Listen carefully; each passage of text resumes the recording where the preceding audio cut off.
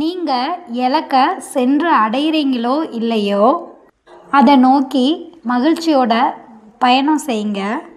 உங்களோட தோல்விகளுக்கு நீங்கள் தான் பொறுப்பு.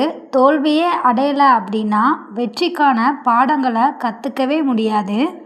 நீங்கள் தூக்கி எறியப்பட்ட இடத்துக்கே சிறப்பு விருந்தினராக செல்வது தான் உங்களோட திறமைக்கும் உழைப்புக்கும் முயற்சிக்குமே கிடைச்ச மகத்தான வெற்றி.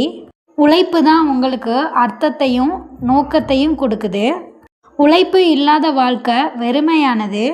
சிறந்த லட்சியம், அறிவு, கடின உழைப்பு, விடாமுயற்சி, இந்த 4 விஷயங்களை பின்பற்றி எதனாலும் சாதிக்க முடியும்.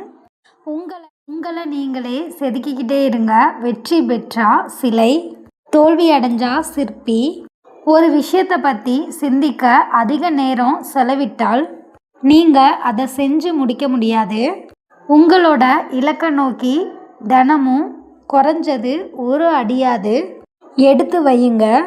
முதல் முறையாக ஒரு வேலையை செஞ்சு முடிக்கிற வரை அது சாத்தியம் இல்லாததாக மட்டும்தான் தோணும். ஆனால் உண்மை என்னன்னா, சாத்தியமற்றது அப்படின்றது இந்த உலகத்தில் எதுவுமே கிடையாது. நேற்றையில் இருந்து கற்றுக்கிட்டு இன்னையிலிருந்து வாழுங்க. நாளைக்கான நம்பிக்கையோடு இருங்க. நீங்கள் கனவுகளை பின்தொடர்றத நிறுத்திடாதீங்க. ஏன்னா உங்களோட கனவுகள் தான் உங்களோட வாழ்க்கையில் நிஜமாகுது.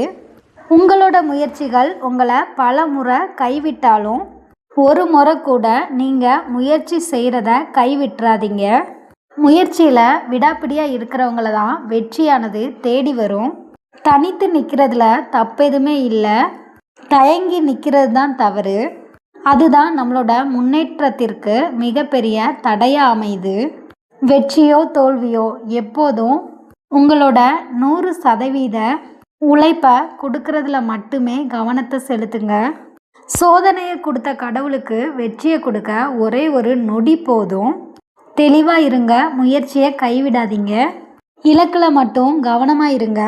உங்களை வீழ்த்துற அளவுக்கு விதிகள் எழுதப்பட்டிருந்தா அந்த விதிகளையே வீழ்த்துற அளவுக்கு வழிகளும் நிறுவப்பட்டிருக்கோம் அப்படின்றத மறந்துடாதீங்க.